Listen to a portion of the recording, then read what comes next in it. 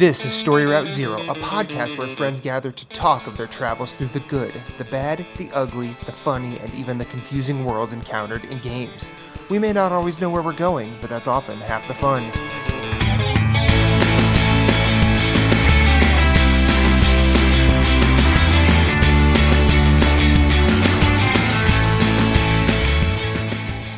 Do you have a question, comment, concern, or a story of your own? Hit us up on Twitter at storyroute_0. You can email us at storyroute0@gmail.com, and you can find everything we do at storyroute0.com. Let's have a journey.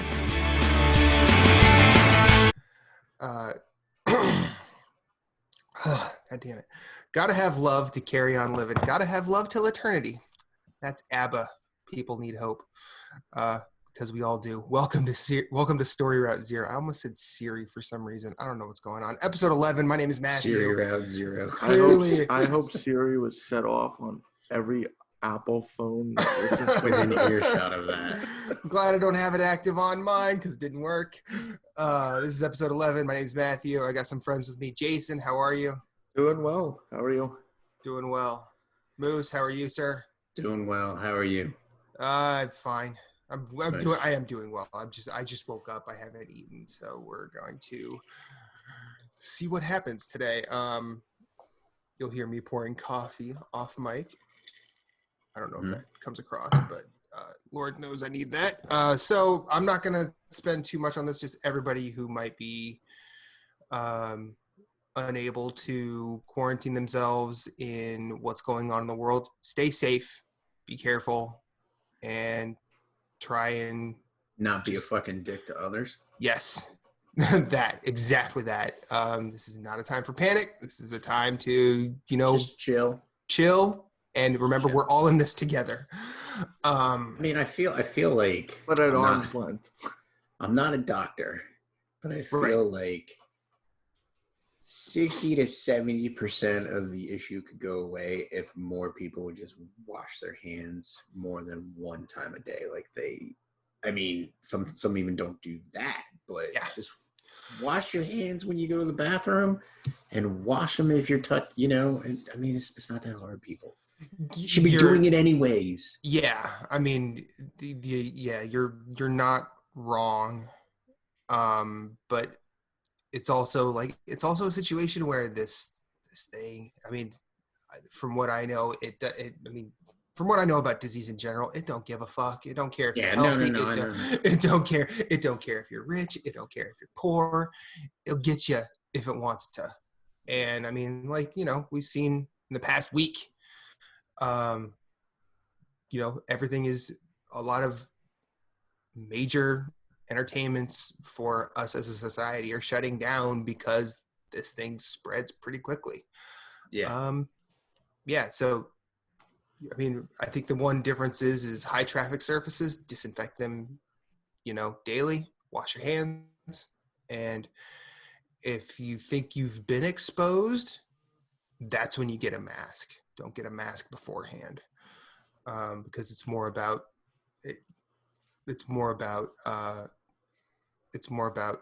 limiting the spread than worrying about if you're infected, because that's really how you help at this point. Limit the spread. Let's get off this subject, because we did make the pact that we weren't going to talk about it for very long. How was everybody's weekend? Not bad. Jason, you're going to talk about something that's not game related. We can't trust Moose, as we discussed last week, because he's just going to go into what. I'd like the listeners at home to know I gave a thumbs up to my weekend was good, and then Matt said that, and I immediately gave him the finger. So. And all is right with the world. Jason, how was your weekend? It wasn't bad. It's warm. It's getting warmer out, so it was nice. We took the girls for a walk, all of them, dog included. Cool. Walk the wife. I just had a giant 4-person stroller, and I pushed all 4 of them. Nice. Awesome. No, it was nice. It was We stayed around the house. Yeah. But luckily it's nice out. So cool. that's I about watched it. I watched a really interesting documentary on Miles Davis this weekend. That was pretty cool. Nice. Reba and I did something. Oh, Reba raided the grocery store to get us food, and she also had to get some supplies for her job. So interesting story. I wake up and I wake up to Bagel whining. And this is after I'd been at work. It's like 8 o'clock at night. I'm like, okay, Bagel, we'll go outside. I start walking downstairs. Bagel takes off down the stairs. I didn't realize the basement door was open. Takes off down the basement stairs. I'm like, okay, the basement door is open. Fine. I get down to, and Moose, you've been to my house. I get down to where that landing is, and I see the door is open. Uh-oh. And Bagel is outside. Uh-oh. And Reba is, she has pulled the car in. And she's like, oh my God, Bagel. Bagel was so happy to see his mother. And she's like, picked him up, and she's like, hey, what? How did this happen? I go, I just woke up. I didn't know you were in the driveway. Also, can we shut the door because I'm in boxers? Hey, let that fang swing. Ain't no thing, let it swing. So I let Bagel out the back door and immediately cover myself. Saturday night was cool. And then we on Sunday we were out and about just running some errands, just general stuff, not like disaster prep or anything. And we stopped by, a liquor store to get some wine, beer store to get some beer. And I'll tell you what, people's priorities are fucked up. That's all I'm going to say. I'm not going to go into it. People's priorities are fucked up. Liquor stores are way too crowded. And interesting thing that happened this weekend. I went to, there's this organic food store near where I work. And I know that they sell beer, but I'd never really gone into their beer section. I went to their beer section. They just had Bissell Brothers on the fucking shelf. Just chilling. Just like there. I'm like, you know what? It has to be the end of the world because, people they aren't going out and getting their beer. Apparently, but I bought 4 that day, and I came back the next day. There were 2 more. Bought those. I'm like, all right. And then I also picked up some double citrus from Funk just because it was there too. I'm like, yeah, might as well. I'll be honest, I haven't gone out and gotten Rainbow Dust yet, even though that launched last week. Yeah, it's probably better that you don't, to be 100% honest with you. It'll probably be there for a while. Yeah, I always stop there to get I always get like a juice or something on the way home just for the bus ride. And I saw that. And I'm like, all right. Sign. I don't know what's a sign of, but it's definitely a sign. So Moose, you had a thumbs up weekend. That's good. Yeah, it's good. Let's talk about games. And Jason, you're just gonna hang back for a little bit because Moose and I have to talk about the division, unless you've been playing the division. No, I have not yet. He has not gotten back into it yet. So you're back in DC, yes? No. You're still just hanging out in New York? So what I decided to do was liberate all the zones. So basically do everything that's required by the safe house to completely reclaim the area. Mm-hmm. That means so I think you have to give supplies to a control, up 50 supplies to a control point, at least 50. And it can be either control point. It's cumulative. So there's 2 control points per zone. So there's 4 zones in New York City. There's 2 control points per zone. And then there's 5 shade tech per zone. And so you have to find the shade tech. And then when you do that, so whatever you complete last, you get a bounty, and then you can go and kill the bounty, and you have a chance for a rare drop, a red, an exotic, as they like to call them. And so you basically go do that, and then that the area's liberated. Okay. And so this weekend I was just like, you know what? I think I'm just going to focus on this. And so instead of going back to DC, so I decided to focus on liberating all the areas. And so it was basically finding all the shade techs. Some of them I only had to find like 2 or 3. Some of them only had to find 1. Like 2 of the zones, I had some black area on the map. So like if you played a Ubisoft game, it's like fog, whatever. And so like a couple of control points were hidden that I haven't gotten before. And so I had to get those. But yeah, that was pretty much that. So I am about ready to go back to New York. But I just like, there's so many, like I just watched a video today on like what's broken with the division, and they're like what you should like, what needs to be fixed and how they're fixing it. Like they know stuff's broken. And like one of the things is what's broken. Like what they? There's a lot broken. Like okay. your time to kill on enemies if you're in harder challenging is a lot longer than it should be.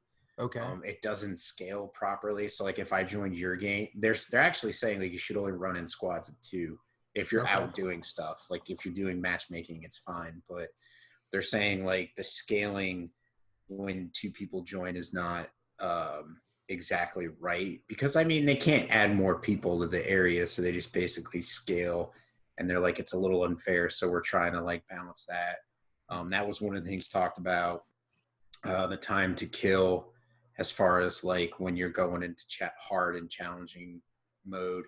Also, the manhunt. So basically, like it would entail some manhunt is kind of like bounties, and it's added at the end of the DLC. And basically what they're saying is if you don't complete a manhunt on like the difficulty you're on, they're like, don't reset your difficulty. Because I was like, well, I'm done in New York City. I'll go to DC, reset my world to hard, and just start just go into. I won't do anything but missions with a group, and you know, and then that way I'm with 4 other people. I'm not by myself, banging my head against the wall. And so they were saying if you started your manhunt, basically manhunt is like, it's kind of like the safe houses to liberate a zone. Like you have to do like you have to do a bounty in that area. You have to like take over a control point, like 3 control points. You have to do a mission. So like, and then that'll cross off like a section. And then once you'll get more information about the manhunt that you're doing, and then you can go after the manhunt. Now, they're saying if you started it, like I'm on normal. So I just started normal because I'm kind of doing some soloing myself, and it could be like a pain in the ass, but they're saying if you started it on like normal or even hard, don't go into challenging without completing the manhunt. So I'm like, I've got like half the stuff to do on manhunt before I can roll into the next difficulty. And then that's the other thing, like the difficulty, they've kind of gone back, not all the way back to the first division where like stuff just was like bullet sponge after bullet sponge after, like you would be unloading like 6-7 clips into something before it died. Like it's not that bad, but I do notice that like I'm reloading, like if I'm reloading my LMG like more than twice, that's pretty bad. I mean, I'm on normal. Like I'm not on hard difficulty. Like I should not have to. And I've watched, I don't know what it is, but like it's just a red named guy, which basically like they're the health bars. So like the red health bars are guys that should be able to, you know, to be taken down pretty easily. Yeah. It's not one of the ones where they have like a shield and you have to break their shield to kill them. But like I sat there and like unloaded on him, and it's like 2/3 of my assault rifle clip is gone into his face, like his face and his chest, and his health, he's not dying. And it's like, you should be dead. Or I'll catch him with 1/4 of a health as he's crossing in front of me to get from cover to cover. And I'll just be leading him and unloading right into him, and he'll get to cover with like the smallest amount of health left. And I'm like, what is going on here? And then they've also got, so like now you have the Black Tusk with the dogs, and they have these dogs they're yellow level, and they're Gatling guns, and they'll just stand in a spot and they'll spin their head really fast and just Robot start dogs shooting. you're talking Yeah, the about, right? robot dogs. Yeah, those guys and are dicks. they'll shoot really fast, and those things will like take you down in a heartbeat. Like a heartbeat. And they're talking about so now they reintroduced the cleaners, the cleaners from the first DLC. Yeah, the and so cleaners and the Rikers. Yeah, and so basically like the flame throwing cleaners are like they are snipers, dude. Like they you're not kidding. From you are not far away. So I'm gonna interject here and just let you know where I'm at. I've done everything except kill Aaron Keener, which is the spoilers, which he's the big bad of the division Warlords in New York. So I'm at level 40. Well, he was also the main bad guy of the first game that was he? Spoilers okay. got away. Yeah, he's the guy that got away. Okay. So well, anyway, so I've done it. I've found out where he is. I haven't killed him. I basically played it all night last night. Got all that done. I've not done any of the like 100%ing like you're talking about, but. Mm-hmm. I've seen enough of those yellow mechanical dog assholes that I never want to see them again. Yeah. But I did know I noticed it on I noticed what you're talking about on a couple of specific missions. And I remember the other day you and I were talking that like the DLC itself might be pretty difficult solo. Yeah, but yeah. And I think that there are a couple there's only one of the boss fights that I had a problem with solo, and that was Dragoff. And he's the one where you have to like use the turrets that are around the arena. Yeah. That one you kind of need at least one other person with you. Yeah. I know because I had to call for backup, but the rest of them like I was able to kind of the boss fights I was able to kind of sail through. The one thing that kind of messed with me though is I was getting to the bosses before I cleared out all of those little clues that they give you. Mm-hmm. Like there's those little clue areas on the map. You have to apparently in order to check off that boss and be ready to go to Keener, you have to do all of those for every one. And a couple of them I only did like one or two, and then I knew where he was, so I just went and killed him. And fine. But then the ones I had to go back and clean up, those are the ones I had the biggest problems on. Yeah. Which I had, a situation exactly where you're talking. And when I got to those, I had realized I hadn't really messed with my equipment at all, through the DLC. So I was still rolling predominantly base game weapons. Ooh. And that's fucking brutal, dude. I did fine. I mean, as a level 38, 39, like I was doing fine with it. And then, but like when okay, for the viewers and listeners at home to do a little comparison here, the assault rifle I'm using on my level 30 character that's at 500. It's a 500 gear score 500 assault rifle. Does about 21 to 25k damage. More damage, yeah. No, just damage. Oh, period. Damage in general. Okay. When you go to the assault rifle of level 40, it's like 4 times that. Yeah. So it's like 70 to 80k, and so like you were doing everything with 20 some, and Matt didn't even have gear score 500. No, I was 499 when we started. So I don't know what I'm at now. By the way, I didn't even look at it. If you're doing that, it probably won't. I'm 40 now. It'll probably. Yeah, it probably just says 40, and your gear has been converted to like a level, a level like 30 or something like that. But yeah, that's pretty crazy. But anyways, go ahead. So and then when I finally went to mess with my weapons, I'm like, oh wow, I have all this stuff that's now obsolete because it's like level 32, and I'm a level 40. Have you been recalibrating it? No, I haven't done any of that. Okay, so so for those listening at home, like now that the expansion is dropped, you can basically take a weapon, and they've boiled it down. They've gotten rid of, you need a spreadsheet to know what your damage is doing. Yeah. Now it boils down to 3 attributes. You get a core attribute, and then you get 2 complementary. And so it might be like your weapon damage is plus 18, and then you have weapon handling, and then like crit hit damage, or, you know, head crit hit damage or something like that. Yeah. So basically what you can do is like, I'm never going to use this level 32 weapon again. You can take it to the recalibration station and claim one of those 3 stats. Or you can even claim the talent on the weapon.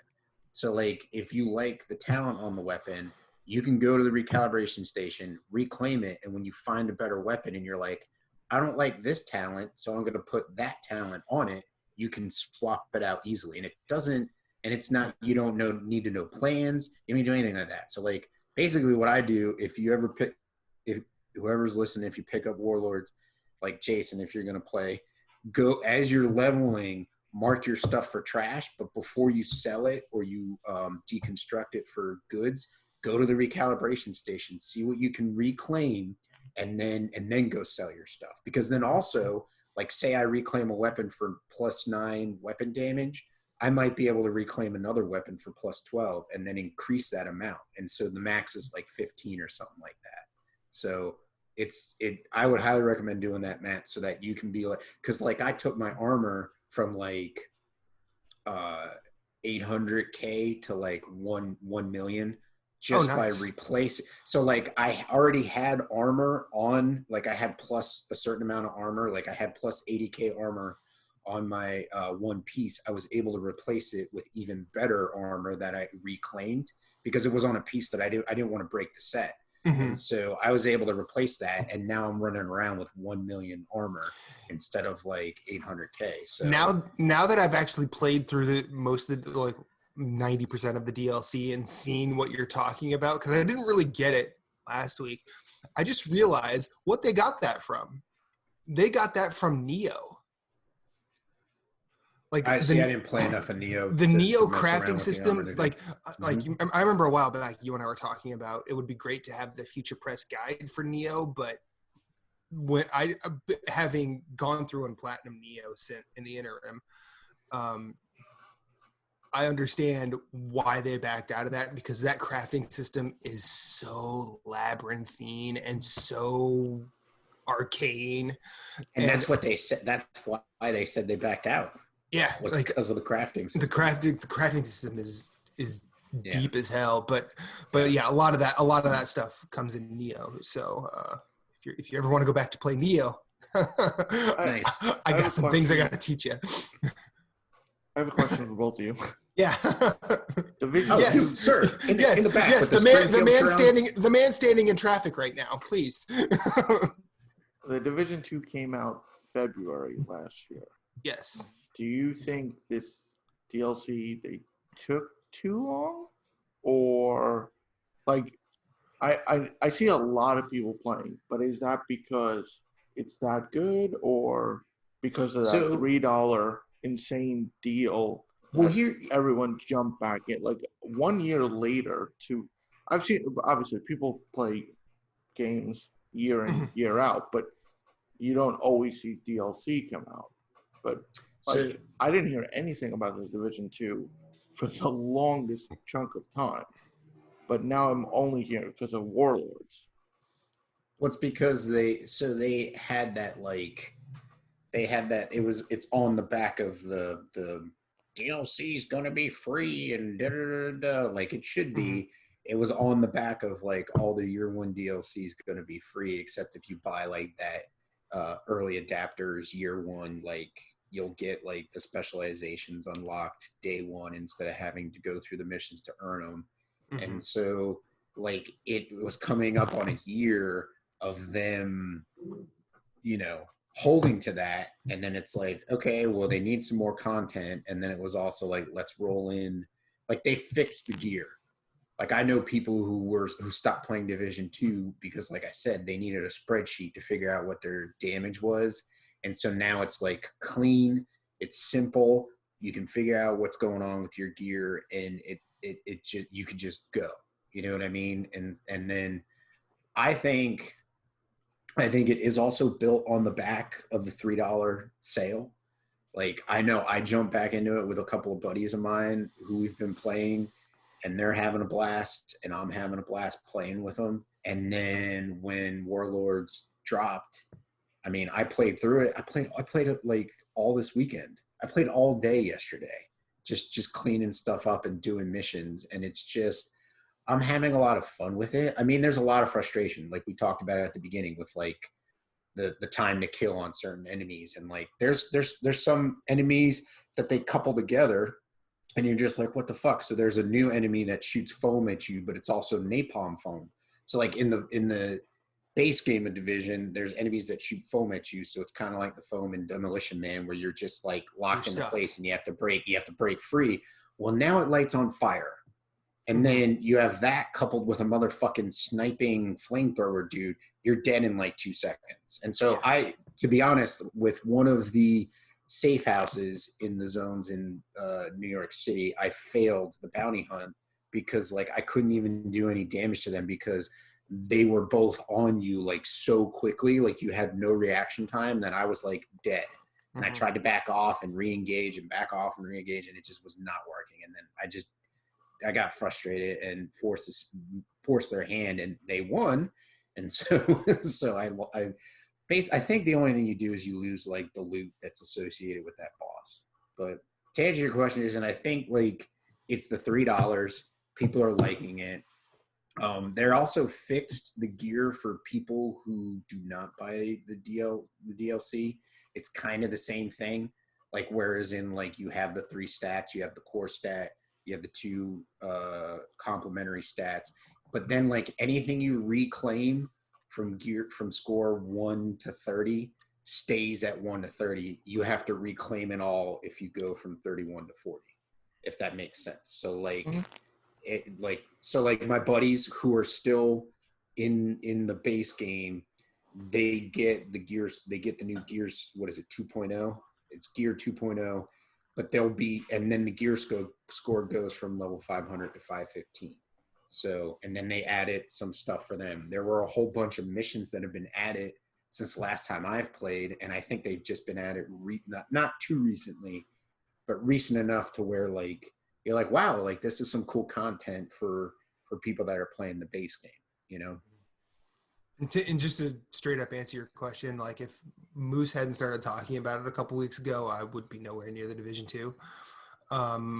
Most of the like when I went back and looked at it, like all of that DLC stuff that's there, didn't know about it. Yeah, they don't talk about it too much. I mean, I think, but see, also it's one of those games that its fans it's a very, I don't want to say insular fan base, but its fans are its fans. Yeah, it'll bring new people in, you know, piecemeal along the way, and some of those may stay and some of them may drop off, like I did originally. But being back in it, I mean, you know, gameplay loop is still really good. It's easily one of the best cover shooters I've played.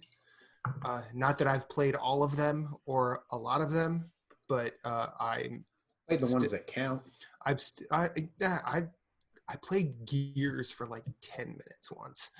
I played 1 and 2 and 3. Yeah, like so I don't have 4 because of no Xbox One. Right. But I am.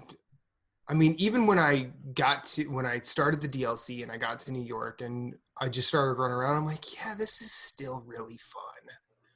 Yeah. I mean, and I started doing the dumb Matt thing where I just run at enemies like, oh, there's an enemy over there. And I had to be like, no. Yeah. No. I'm like, Matt, no. I'm like, Moose, let me be me.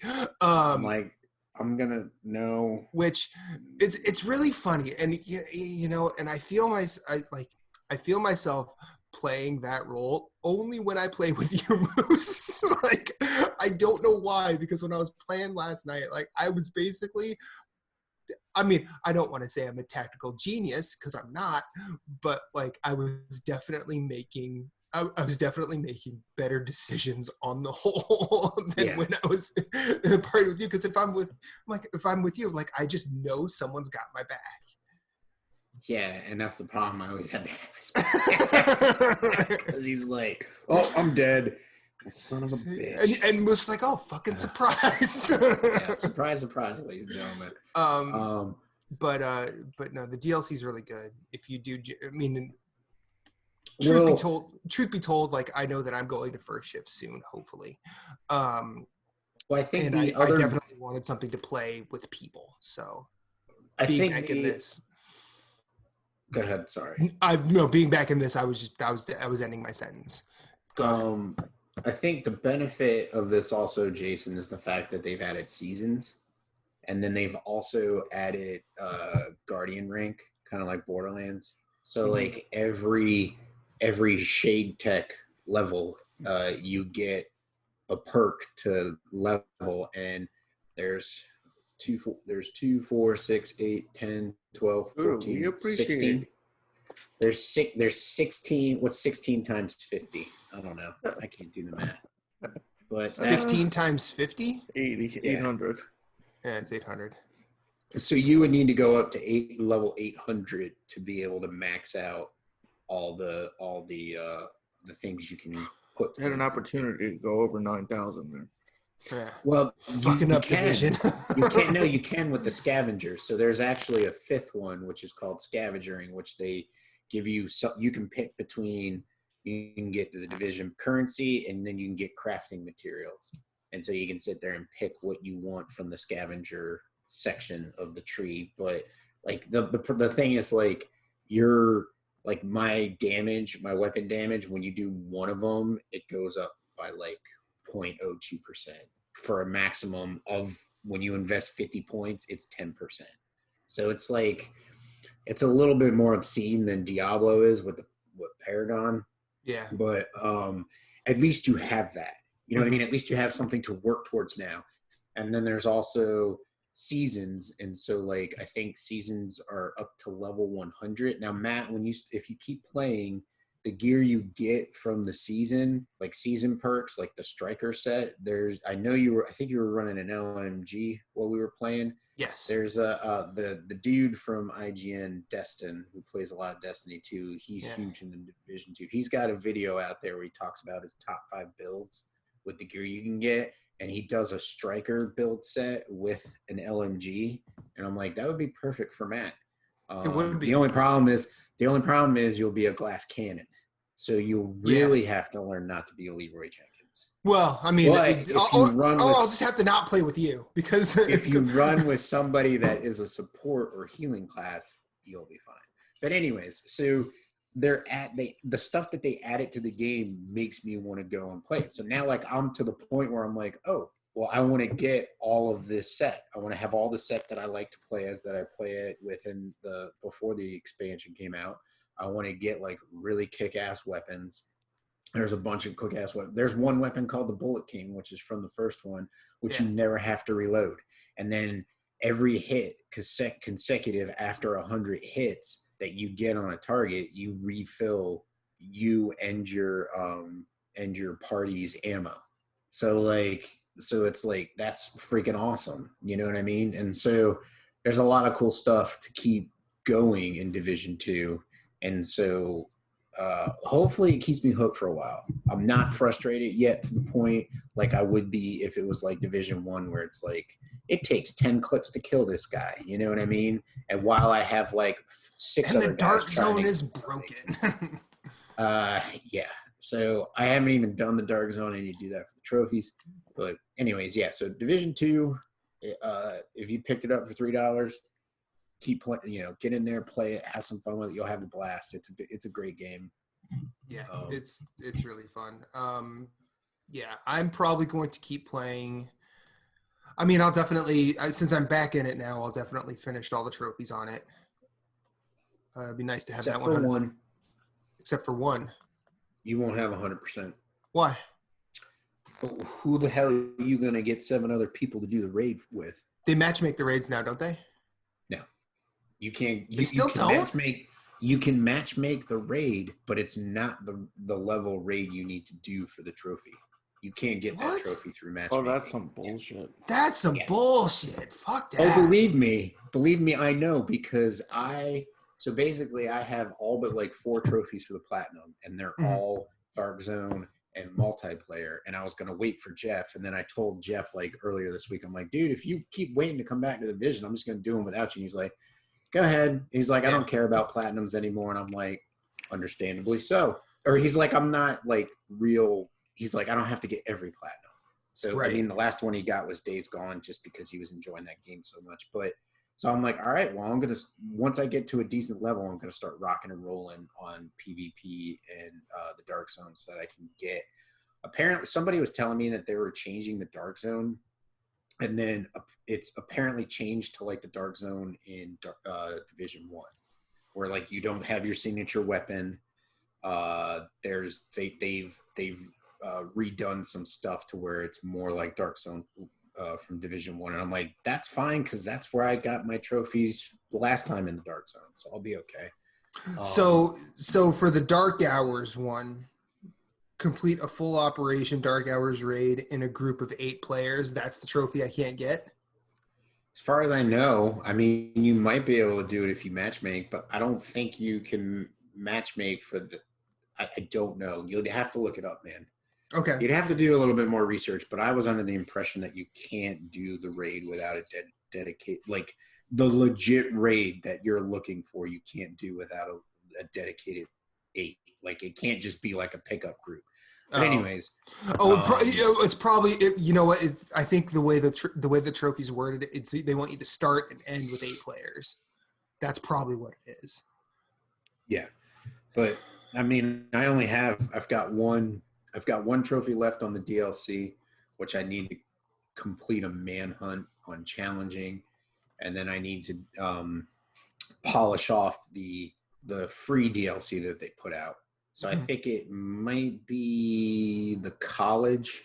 There's a college, Kenley College you can go to. I haven't done all of that. So, I mean, I could pretty much 99% the game. I don't think I'd be able to get 100. Like I said, we'd have to look into that trophy. We might be able to like join some clans who carry you through the raid. I mean, or I could just hit some forums and say, hey, look, looking for 8 people to do this raid with. Anybody interested? Yeah. But my main focus now is going to be doing the manhunt, because the manhunts are like part of the season. So like we don't get the next target for like 2 weeks. And so you have a certain amount of time to finish the first target. And then like as you're earning seasons, and then your shade tech, you're getting bigger and stronger and better gear. And then one other thing for the listeners or viewers is it's like, I've been reading a lot of stuff where like they say don't go into challenging difficulty just because it's not worth – the juice isn't worth the squeeze, as they like to say. The percentage difference in your stats is not worth your time of investment, especially since challenging, like we were talking before, the time to kill people in challenging is just not – it's fucking insane. And so they say just farm harder the hard mode until they fix – until they fix the issues. So okay. Hey, did they or just go in, do the trophy, and go out? Did they alter the platinum? No, the platinum is still the way it is. Like it's still the way it was when it first came out. There's nothing altered. Why? So, you just the trophy for the DLC is what you need the raid for? Yeah, so like the raid is part of the DLC because it came after the game came out. So it's its own so you can get trophy. the platinum without. You just can't get 100%. I can get the platinum. I just can't get 100%. Sorry, I misheard you. Okay. No. It's okay. That's fine. I still have another game I'm playing. Are you playing anything else, Moose?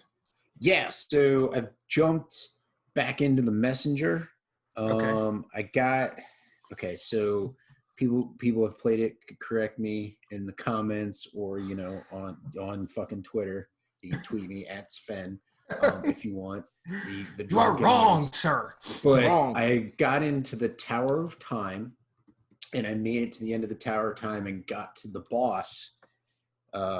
Did you get that far, Matt, or did you give up earlier than that? I got bored with that game, like 3 bosses in, I think.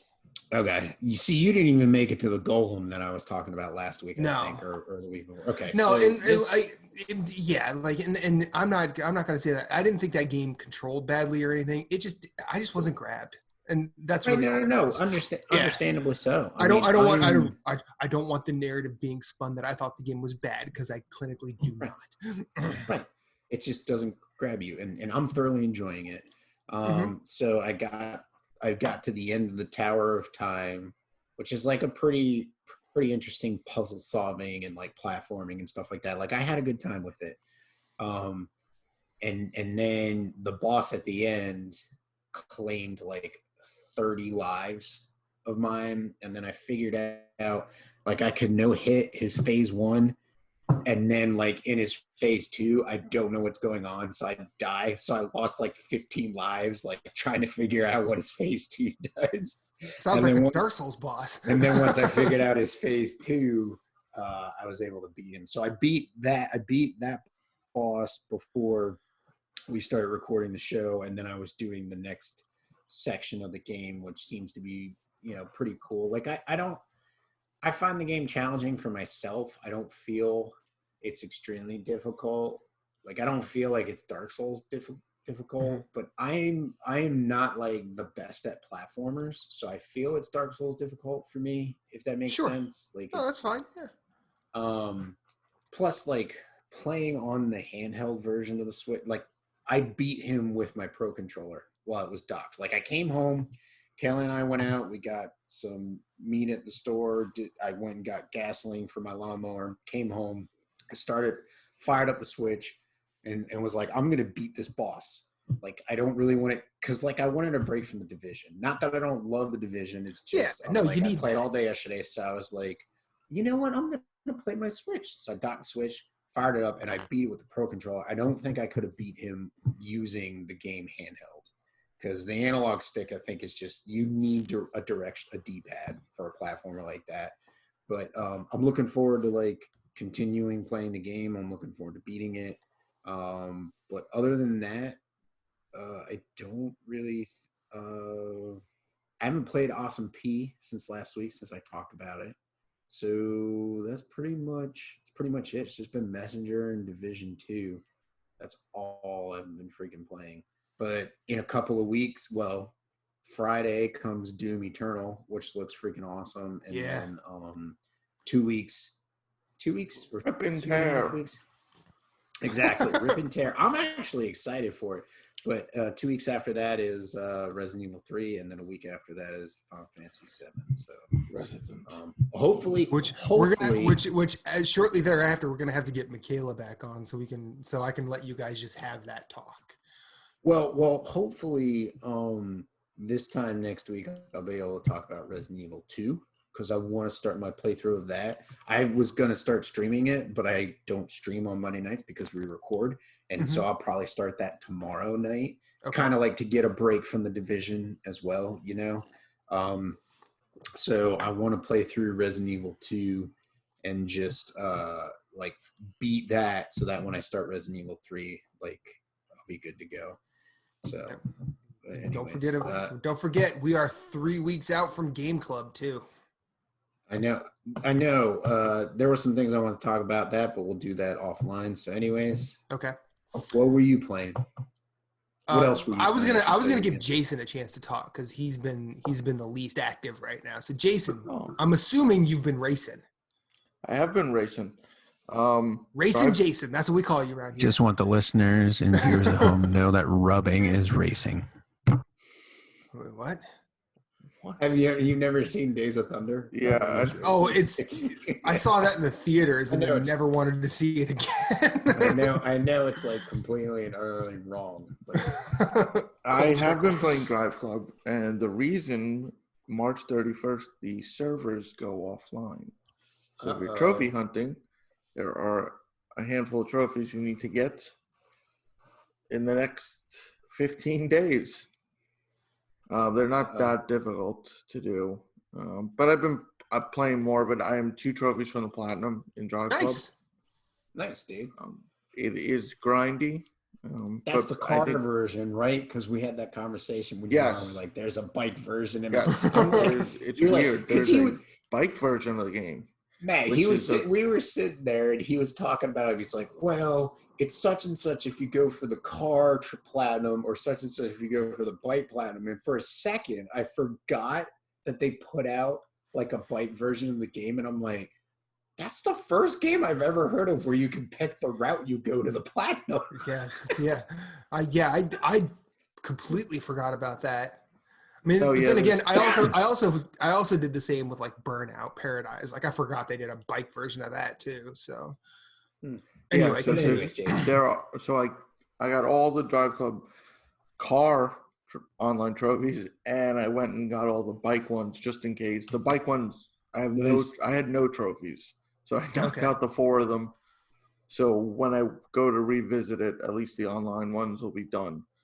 Oh, that's nice. Nice. What are the online trophies? Like what are they? Like win a race? The bike one's a little more difficult. You have to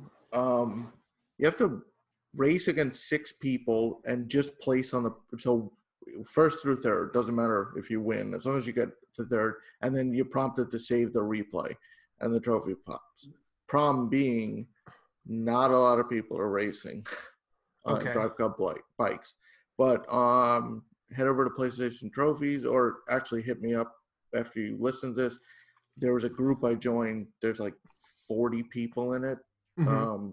Just anytime anyone's on, people keep trying just to join the race. And people, if they have it and they're in the race, they'll let you win. Okay. You have to send challenges to other players. Basically, you do a race, you just send challenge, and people can beat your time. Just more for bragging.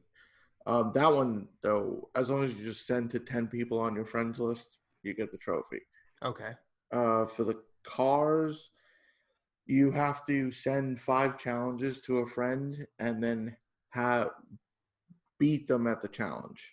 Okay. So the easiest way is send the challenge, have your friend do it, basically fuck up, get a lower score, time expires, you log back in, trophy's yours. Those are the trophies, though, come April 1st, will be unattainable because there won't be any online. Okay. So I wanted to get those out of the way. I wanted to get those out of the way last year, but then like something reminded me. I'm like, oh shit, there's only like 3 weeks left. How is that game? It's fun. It's not. I mean, if you've played what was the last car game? Burnout? Let's just say Burnout Paradise. Jeff is having fun with it. So it's not. It is arcadey. It's easy to control. It's not bad. There's no. You unlock new cars, but there's no customization other than paint. There's no like buy a new engine, buy a spoiler to decrease drag or something. Like you basically get new cars, change up the color of the cars. There's a lot of races. There's time trials, drifts. There's a lot of cars. Same with the bikes. Ton of bikes. I mean, it's just a fun game. It's no Project Cars, but that game just controls like trash. Like they really tried to go realism with that, and it's like Project Cars. You kind of need a steering wheel. That game, it feels. Yeah, I've heard that about that and Gran Turismo as well. Like the controls just feel a little too realistic. That your DualShock just doesn't do it justice, and it's like this is frustrating. Project Cars Platinum is no longer obtainable if you missed one trophy. So if you wanted to start, I have the trophy. I don't have the Platinum yet, but I can get the Platinum still. That's it for the cars, though. I did put out another review, albeit a disappointing one. Yeah, I forgot the name of the game. Talk about the Neon game? City Riders. Neon City Riders. Which I can't tell if this is, I mean, I didn't play the game, but I can't tell if that's a good name or a bad name. I'm just like thinking about it as a name in general. I mean, Neon City makes sense. That's where you are. But Right. Riders makes it sound like it should be a bike game. Yeah, or you're riding something. Or like a car racing game or something. They did. I mean, you can read my review on Obilisk.co, but they did a phenomenal job on the world. It's like alive. You talk to everyone. Kind of felt like A Link to the Past. Talk to one guy. Oh, I have this thing. I don't know what to do for it, but I need this. So obviously, get him the other thing. He'll give that up, and then you find the NPC who needs the first item. So it's a lot of back and forth. But the combat's rough. Okay. Like there was a lot of like baiting, like pulling one guy, take a swing, run away. He comes at you, swing, run back away. It's just like, no, this can't. It gets better when you get your superpowers that you have in the beginning of the game, but I feel like it was such a tease. So basically, you have superpowers, and you lose them. That's the whole premise, and you have to get them back. Okay. But it just it was like it wasn't like, oh, it's a quick tease, I'll get them back quick. No, that's not the case. And you learn to play the game with the powers, and then you're expected to do some of the stuff that it's like, well, this is obnoxious without this. There's a lot of dying, an excessive amount of dying. Is it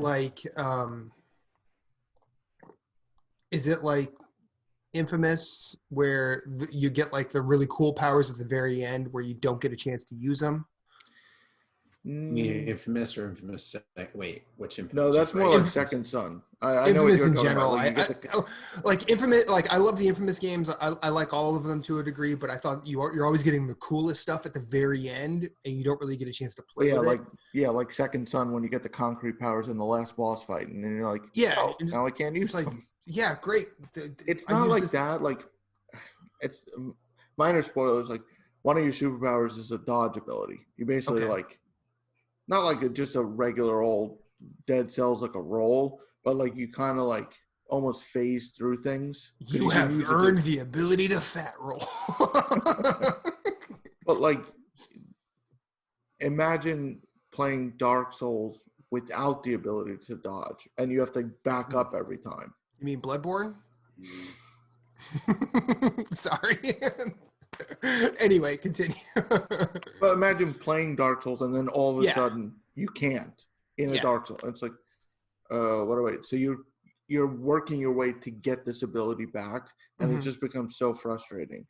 And anytime there's more than one enemy, it's like, well, I guess I'm gonna die a couple times. Or it's like the Dark Souls thing where you bait them into a swing, bing, bing, bing, bing, bing, and then you run, boom, boom, boom, boom, boom.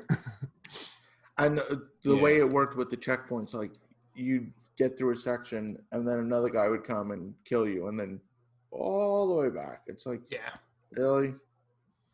I don't know. I'd keep an eye on the studio. I mean, like I said, the world building was really cool. So we'll see. Another thing that I don't know if this was, I don't know what caused this, but there were spelling and grammar mistakes in the dialogue, and this is a dialogue-heavy game at times with the NPCs. And as someone who actually does writing all day long at work too, it's kind of like, oh. It glares. Is the team English? Is it English their first language? They're based in Mexico. But so localization could have messed that up. Maybe their localization was trash. I never would have thought it like going in, because any promo I saw, nothing like made it seem like that. But it could have been a localization issue. Yeah. I mean, it's probably worth a try on a sale, but a deep sale. Okay. I think it's only $20 though. All right. So it's not like a $60 game.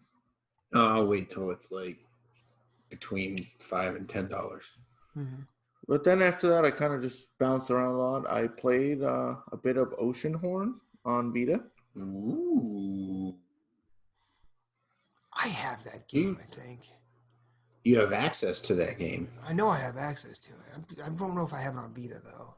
I've been thinking of because of something that happened this week. I've been thinking about stuff to play on my Vita. But continue. Talk to me about Oceanhorn. But it's not a cross. It's not cross-buy. I Right. ended up buying it on Vita because Jeff actually has it on PS4, and I have access. But I wanted to play on Vita, and I think I picked it up for like $8.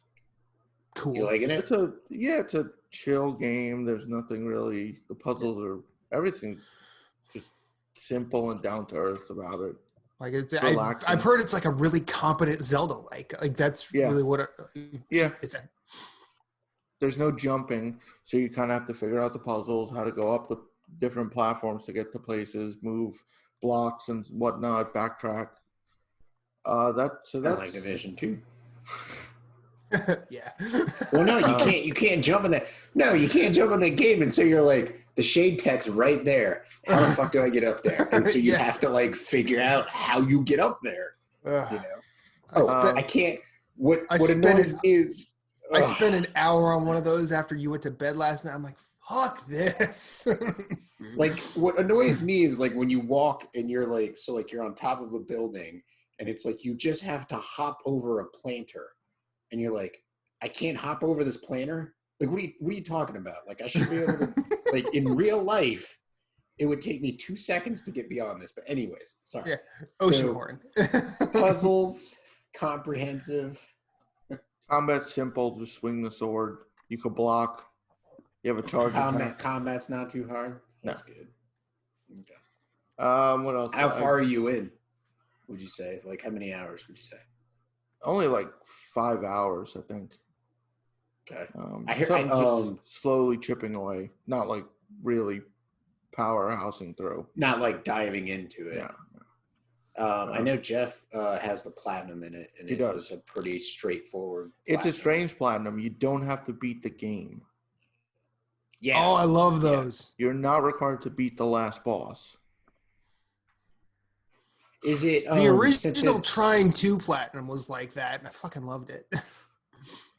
So, since it's not cross-buy, are they separate platinums? I believe so. So you could get 2 plat, I think.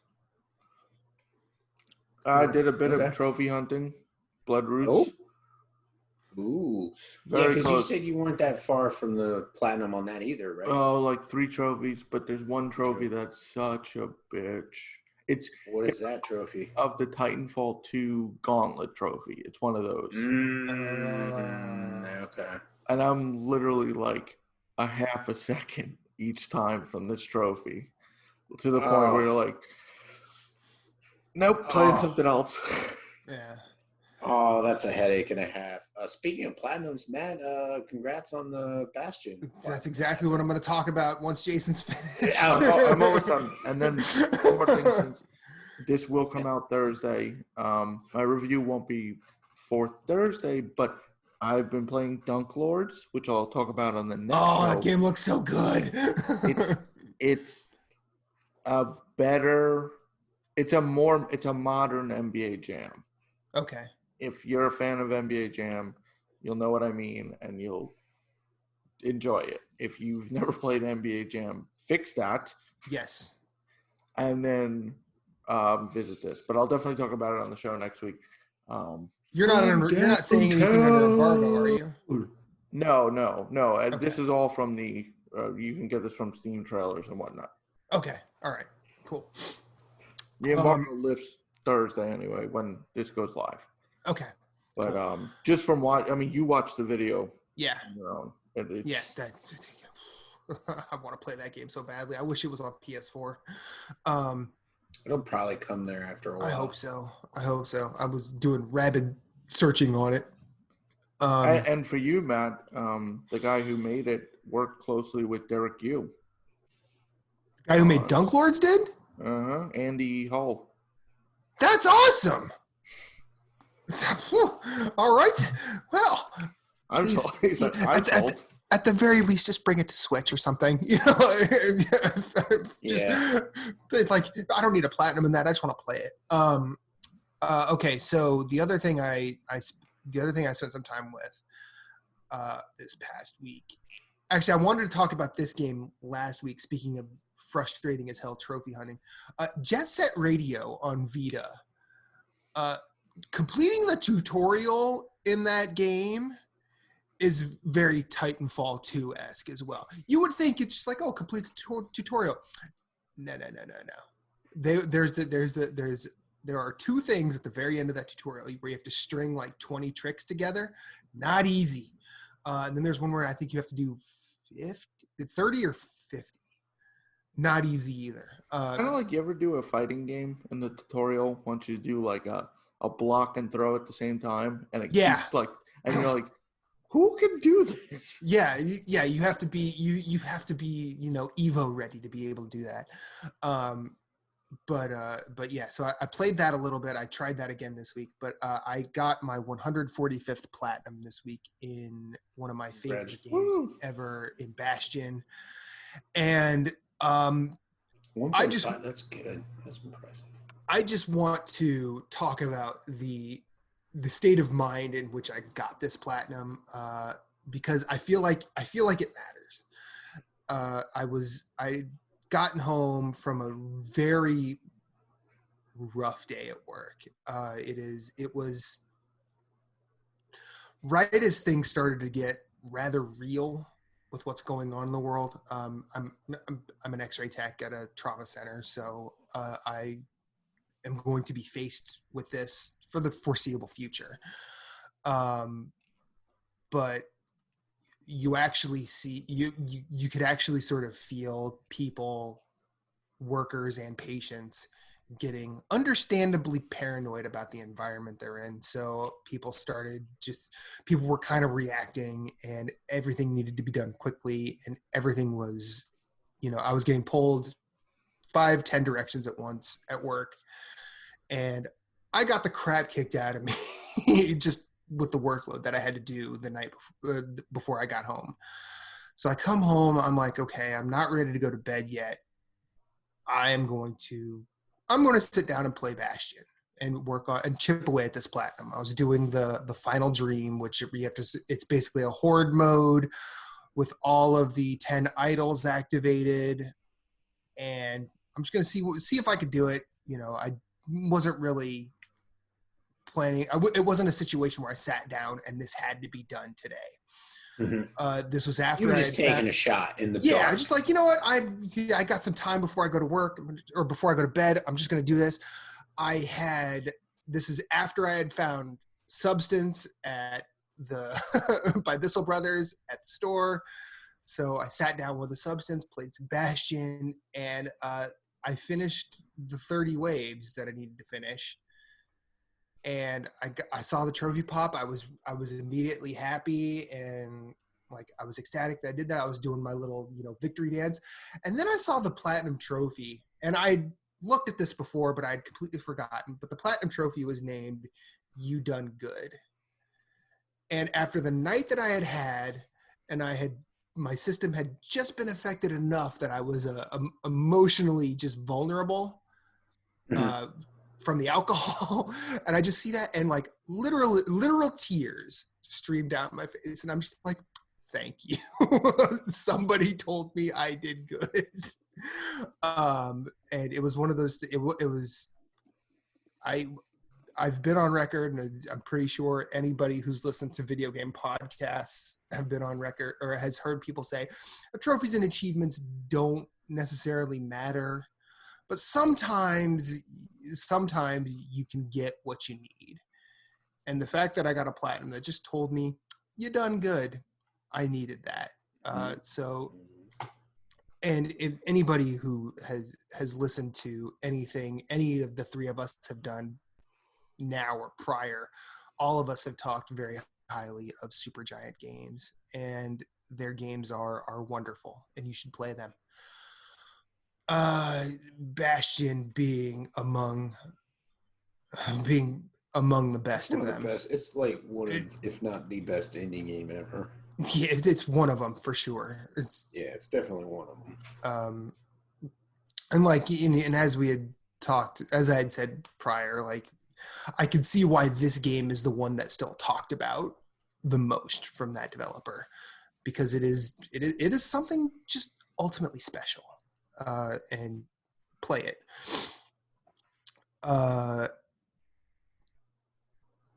Yeah, other than our game club game, which is Moonlighter, we'll be talking about that April 6th, spoiling the hell out of it.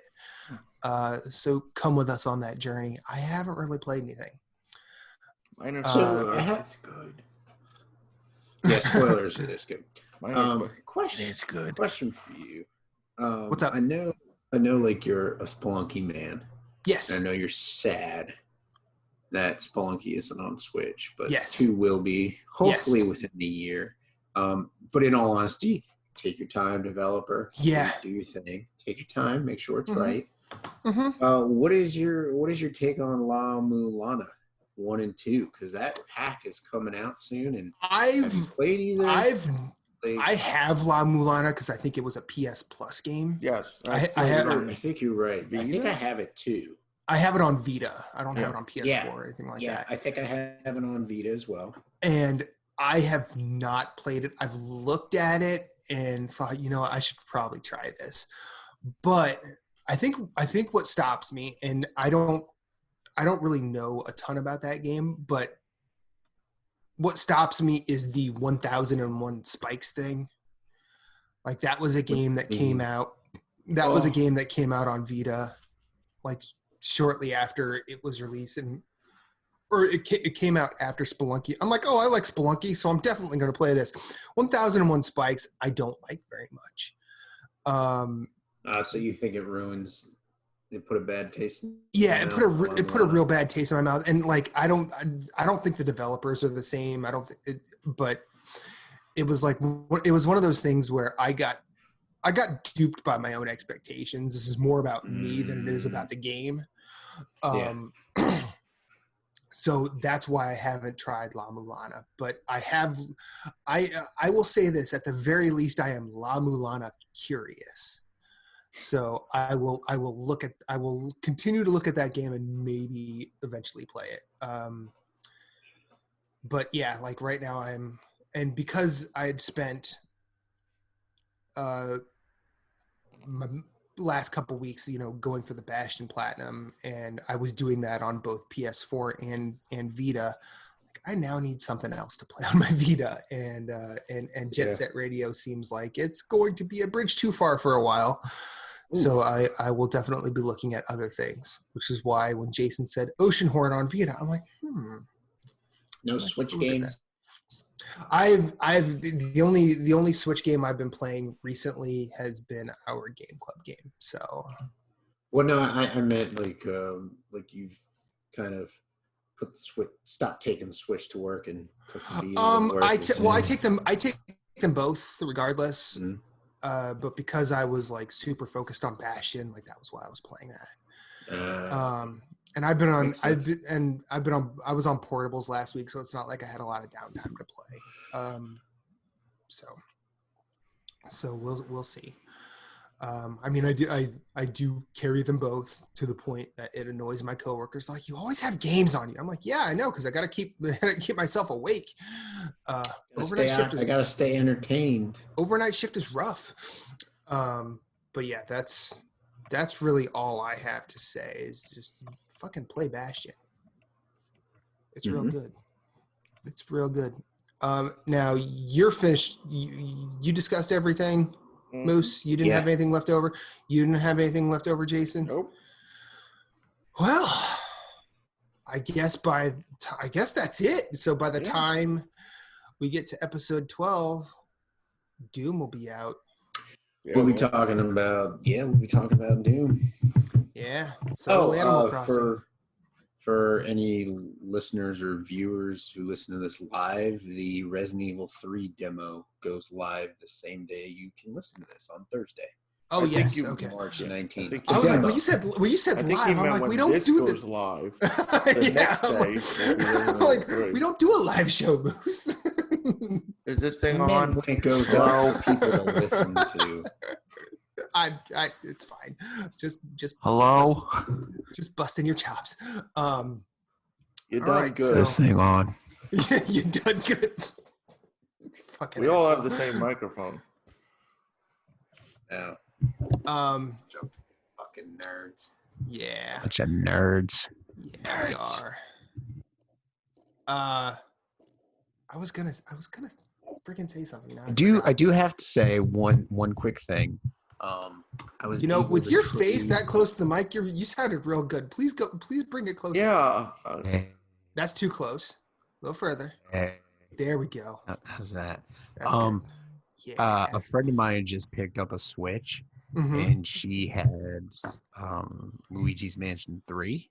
I've never played a Luigi's Mansion game, and so I was able to trade her Breath of the Wild for Luigi's Mansion 3 for a little bit. So hopefully I don't fall down the Division 2 rabbit hole this weekend again, and I get some Luigi Mansion 3 time in. So I can talk about that next week. But I'm excited about it. Looks like it's going to be a lot of fun. I watched a buddy of mine stream it over the weekend, and I'm like, I'm looking forward to jumping into this. Yeah, I have not had a chance to play Luigi's Mansion 3, but I played the first one on GameCube, and it's. I really like the first one. I didn't have a 3DS, so I couldn't play the second one, but I really like those games. Or I really like the first one. Was on 3DS. Yeah, they should just bring them all to Switch. Just saying. I think that's true. Like they should just port them. And well, I really two, didn't they? No, they brought. Did they bring 2? Go to the eShop. Someone go to the Google. They did. If they did, I guess I have to. I guess I'm gonna look at the budget and see what I can afford. But Luigi Mansion 1 is one of the better GameCube games available. Load. It would definitely be in my top 10 along with like Eternal Darkness and whatnot. But yeah, I hope you enjoy it. So like I saw a friend of ours discussing like disappointments in gaming or whatever, and he was saying that one of his disappointments was buying a Nintendo Switch, and I can agree with that to an extent. His disappointment. He goes on to say in the comments that he bought it for Bayonetta and Metroid Prime 4, and I'm like, okay, so you bought the system like maybe a year ago, and you're upset because like those games haven't come out yet. It's like I wouldn't have bought it until they were released or there was at least a date, And so, like, I understand where he's coming from because it's like.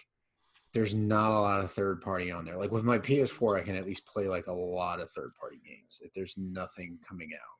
But like I feel the Switch is worth it in of itself for Breath of the Wild because I love Breath of the Wild. I feel like Mario Odyssey, if I really sat down with it and gave it a lot of time, I feel would be like extremely worth it. So like their first party games are really good. And you got Luigi's Mansion 3. I mean, he has a kid, so it's like play with your kid, you know what I mean? But his other excuse was like it looks real shitty on a 4K TV, and it's like, well, can't you downgrade the TV to like 1080p? I don't know anything about 4K TVs because I don't fucking own one. Right. So I don't know if you can downgrade the quality to 1080p if you have something that's only goes up to 1080p plugged in. So it's like, why don't you just downgrade the quality and you're fine, you know? Here's my issue with that. I bought my Switch on launch day. I've told you guys the story. I went to Logan with a buddy. Best Buy was across the street. We figured, let's try. Maybe I get one of the last ones. And I happened to get one. Yeah. You buy a Switch within the last, anytime a year later from that, it's called the internet. If you didn't do the research to see what games I bought a Switch when nothing was out. Breath of the Wild was the only thing. I guess 1-2. What was that? 1-2 clip. 1-2 Switch. 1-2 Switch and snipper clips. Yeah. Snipper clips. You buy it then. There's nothing there, and if you don't like Breath of the Wild, okay, it's a disappointment. Why did I buy this now? You buy it this in the past year, and you're like, oh, I thought, first off, you're buying it for a game that's not out. That's not even announced as a potential release date. Yeah. That I hate to say it because I know who it is. You're a fucking idiot. I mean, like you can do the research. It's not like you're buying a system and you don't know. Oh, let me get in now on this. Maybe it'll have good games. But I'm not saying the Switch is for everyone. For me, my purchase was well worth it. I have a ton of games that make that system worth it. But if you didn't do the research, that's on you. Like buying it I would never buy a system for a future game that's not even announced. Yeah. First off. Yeah. I mean, and I feel like what also works against him, and I mean, it kind of works against me too. And it was one of my major complaints is like and it's just Nintendo being Nintendo, is like no sale. Like their stuff rarely goes on sale. For fuck's sakes, they had Mario Day last week, and Mario Odyssey or Mario Kart was not part of the sale. Of course not. Like what the fuck are you doing? Nintendo's the safe bet. You're gonna get quality games. They're gonna run well. Some may wow you, some may not. You're gonna find few that are just gonna absolutely, like Breath of the Wild blew everyone out of the water. But generally speaking, you're gonna get games that you play it. It's a good game. I didn't have issues with it. It played fine. I had fun. I'm done with it. That's what you're getting out of it. Like Nintendo, at least with the first party. But at least with the first party. Yeah. Well, I mean, Nintendo's been like this since the 1980s. This is not a new thing they're trying. Like, oh, let's go this direction and just be safe. They've always been this way. See, now, like it's funny because I feel like the last legit system that I bought and really owned and had games with for Nintendo was a GameCube. Like I had a Wii U for like a heartbeat.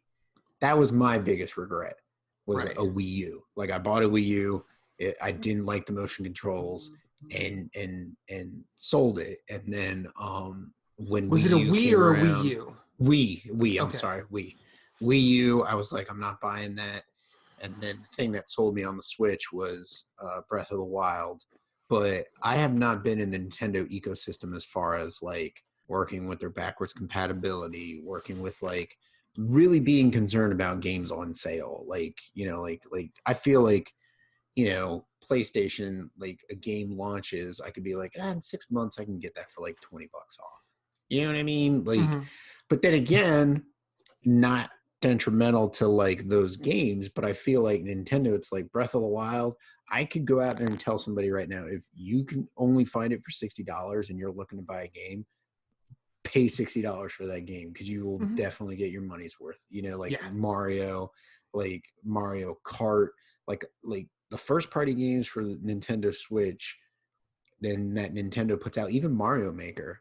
Like you're gonna have a blast with that, playing that. So it's Mario Maker 2, I should say, because that's the one I have. But and even Astral Chain, I have a blast with Astral Chain. And so it's like they put out that good quality, and you don't have to worry about it, and you don't need to look. I mean, you don't have to wait for a sale. It's worth what you're paying for, but it's like it'd be nice to have a sale. I don't know. Now, I don't know. I legitimately do not know who this person is. I don't know who we're talking about. But I'm going to say this: there's disappointment, and there's also lack of engagement. Like if I buy, I mean, I was one of the people who was super cynical about the Nintendo Switch, and I saw that first ad, and I'm sitting here going, oh, great, rooftop parties. But then, I started thinking about just that little ad in terms of like how I play games. And I'm like, okay, it's starting to be, this might be worth it. And I didn't need Breath of the Wild on Switch because I played it on Wii U.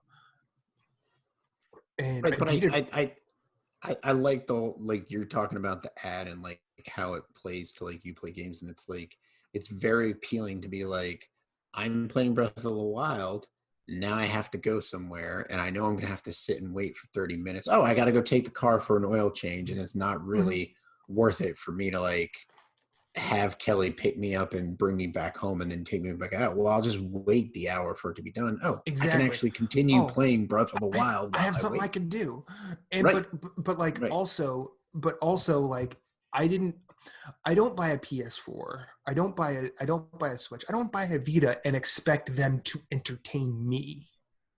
Right. You know, I buy a video game system and I'm like, okay, what's available? What can I play? What am I interested in that might be here? Now, have I bought a system for a game that'll come out in the future? Yeah, of course I have. But also, like, I didn't start complaining about it until said game was out. Because, like, let's say, for example, let's say I bought a Switch for Metroid Prime 4. And what was the other game? Bayonetta. So Bayonetta 3. Bayonetta 3. Which, if you're waiting for Bayonetta 3, okay, fine. But also, if you haven't played Bayonetta 1 and 2, or maybe you have, I don't know. Spoilers: there is a Nintendo Indie thing tomorrow, so maybe. Oh, cool. I mean, yeah. So I mean, we'll see. There's more games announced, but and Nintendo Direct is what I meant to say. Sorry. That's it. Yeah. I'm like certain. My brain is going overtime searching for the word I was trying to say. It's a Nintendo Direct tomorrow.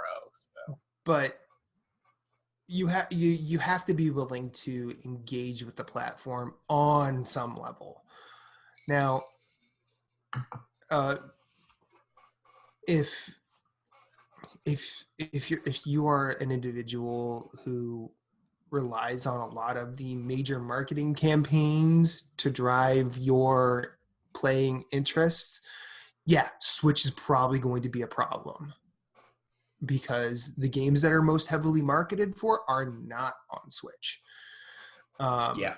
Outside of Nintendo first party, because Nintendo first party, they're pretty, all of them are pretty box office at this point. You know, if you say a new Zelda game, the world is listening. A new Mario game, the world is listening.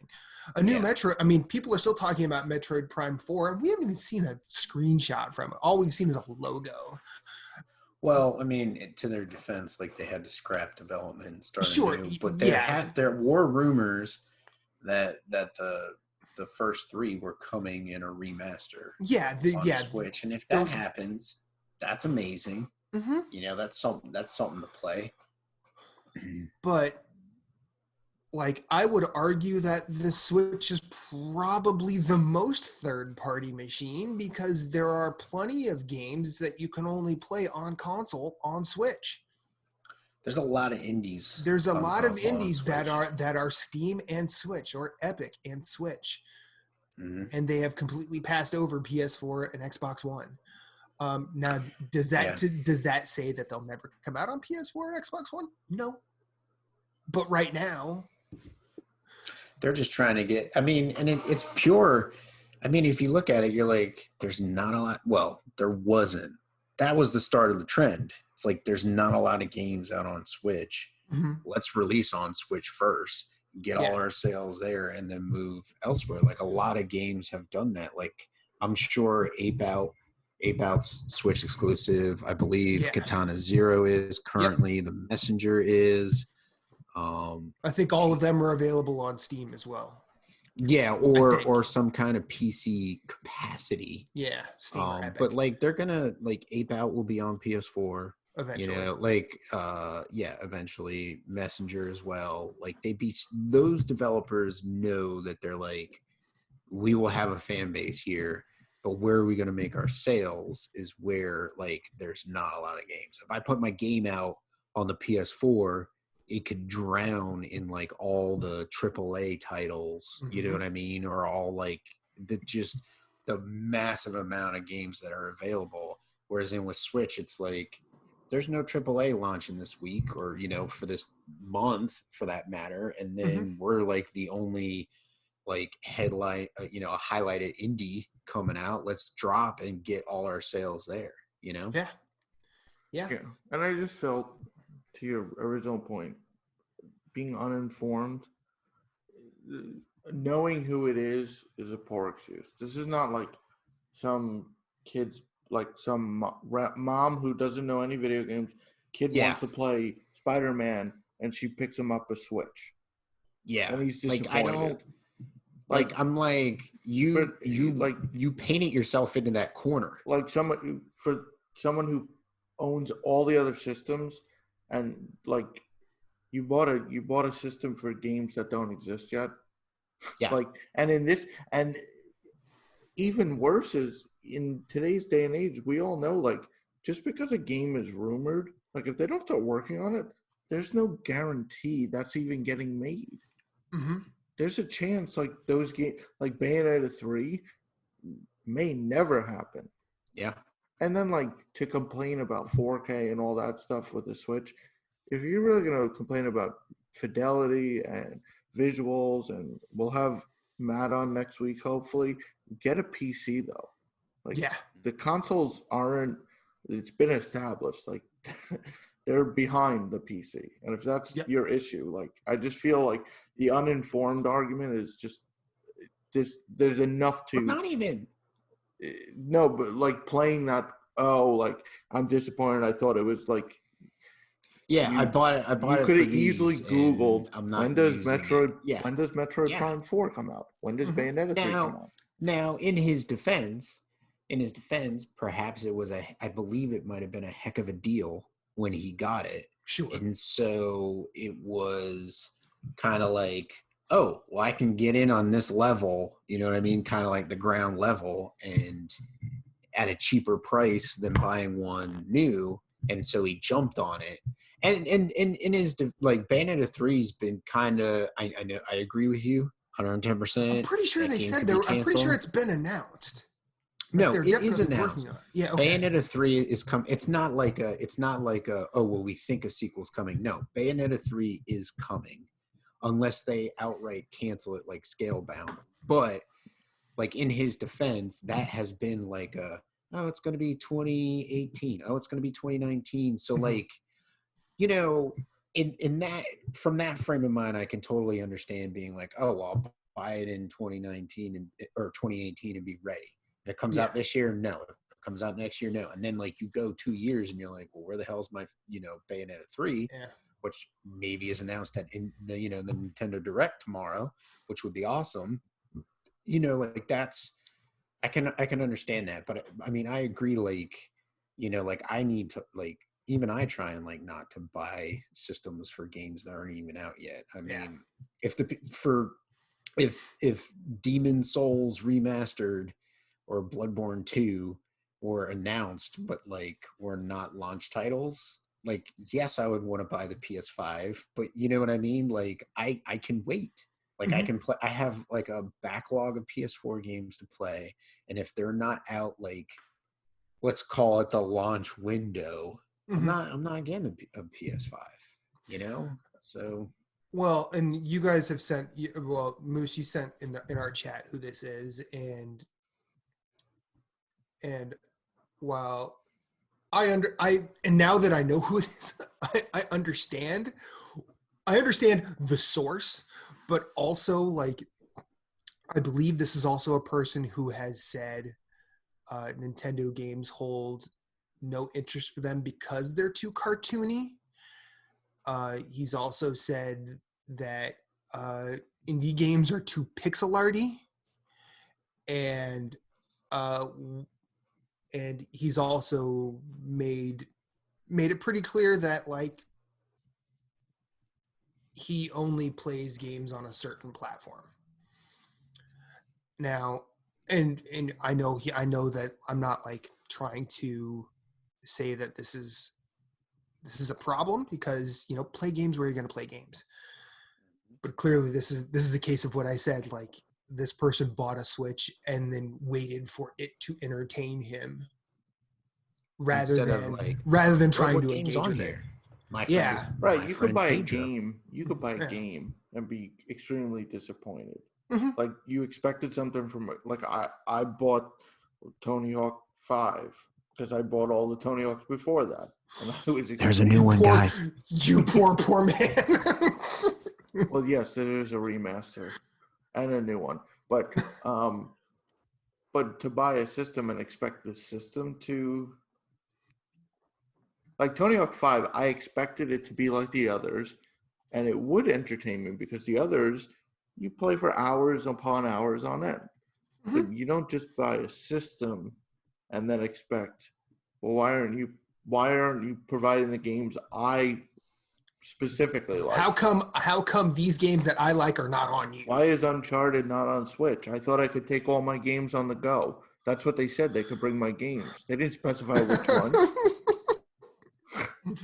I mean, okay, yeah, but I also like just remember that I think on some level things that all of us have said have been pretty close to correct here. Like you can't you have to engage, and if you don't plan on engaging, like for example, if I was a person who had said Nintendo games are too cartoony, the last system I am buying in the world is a Switch. And that I mean, take Matt, like the indie loving snowflake, out of this. Like if I sit here and think that Nintendo games are too cartoony, I'm not buying a Switch. I don't care how good Breath of the Wild is. I don't care how good Mario is. Mm-hmm. Cartoons, kids on Switch, not for me. Now that was me. Huh? That was me coming into the Switch too. I was like, I skipped the Wii. You and I had plenty of arguments on PS4 about like, because this goes back to when I had a Wii U, and I'm like, dude, this game on Wii U is pretty good, and you're like, nah, man, Nintendo just shits on their IPs, man. And I'm like, oh, this argument. Well, I mean, again. well, it's just And but let me finish here. And like that stuff is infuriating, but at that point, like I'm not gonna say maybe that person shouldn't be playing video games, but like why are they playing video games? Because really, all video games, no matter how photorealistic they are just cartoons. I mean, that's true. I mean, Nathan. I mean, if you want to get into the realism aspect of any video game, let's talk about how Master Chief is a genocidal maniac. Let's talk about how Nathan Drake is the world's greatest serial murderer. Mm-hmm. Let's talk about how Mario might actually be the fucking villain for all those Goombas he stomps on. Yeah, I mean, that's true. That's true. I mean, let's not get into the fact that maybe Princess Peach doesn't want to be rescued. Raid. let's not talk about the colonialism of Monster Hunter. I mean, let's not talk about the weird authoritarian politics of The Division. I mean, like we are like, the bad guys in The Division. Yeah, exactly. We're simple. And I mean, and there's a lot of suspension of disbelief that has to happen in order to enjoy a video game. I mean, I was playing like Reba woke up today, and I was in the middle of a mission in Division that I was having some problems with, and Reba looks at me and goes, "Is this fun for you?" And I'm like, on the outside, it probably doesn't look like it, but the challenge is something I genuinely like. Just let me have my masochism, please. But stop trying to psychoanalyze me. That's what happens when you marry a therapist. I know. But she's just trying to make sure you're okay. Oh yeah, she loves you. Yeah, I know. But like, also, it just becomes a weird discussion. If you and like, yeah, I'm in, and because I know who this person is, I'm going to say, you know what? I'm considering the source on this one kind of on you. Hopefully you listen and don't hate me too much for saying that. But if you do, I think we should get out of here. Mm-hmm. And You done good. And thank you. And let's hope we all survive till episode 11. 12. We're on 11. Shit. Well, we made it. We made it. Damn it. We got to redo that. Cut. Take Rewrite. 2. Okay, we good? 3, 2, 1. Let's hope we survive till episode 12. Meanwhile, Moose, take us out of here. Bye. At Story Route Zero, we have some cool friends who do some cool things, and I'd like to tell you about them. Phoenix Overdrive uses the power of games and gamers to help heal sick kids through the charity Extra Life.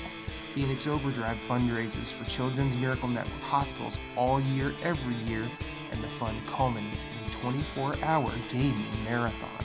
Find out more about their events and projects online via Facebook at facebook.com/Phoenix Overdrive or on Twitter and Instagram at PHX_Overdrive.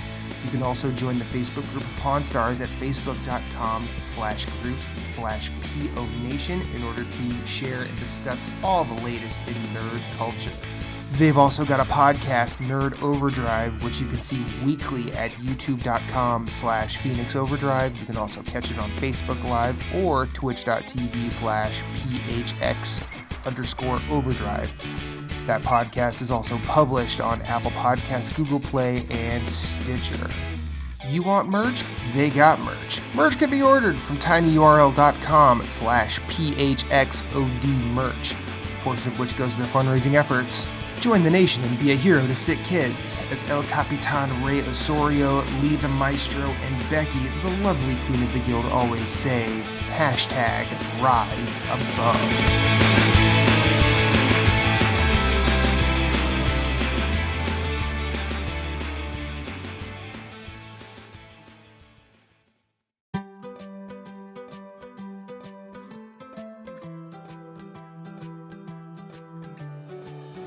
This has been an episode of Story Route Zero. Thank you for coming along on this journey. We sincerely hope you enjoyed yourself as much as we enjoyed having you. Once again, you can find everything we do at StoryRoute0.com. Hit us up on Twitter at StoryRoute_0, or you can email us at StoryRoute0@gmail.com. If you'd like to hit us up individually anywhere, you can find Moose at Sven, that's SVHENN, everywhere on social media. That's PSN, that's Twitter, that's Instagram. You can also find him on Twitch, streaming games. You can find Jason Marshall at GimpyJ, with 2 Y's at the end. That's Twitter, that's Instagram, that's Twitch, and he also has a website called whereisthepausebutton.com. Captain Canada is the only Story Route Zero exclusive. He's the only one you can only find right here on the show. As for me, I'm Infinite_Rewind everywhere I'd like to be. That's Twitter, that's Instagram, that's PSN, and Twitch. I also have my own website, InfiniteRewind.com, where I do all sorts of weird writing and rambling. Check us out at all the places. And remember, you are always welcome, and you will always have a seat waiting for you on this ride. But for now, it's back to the real world for us. We will see you on the next one.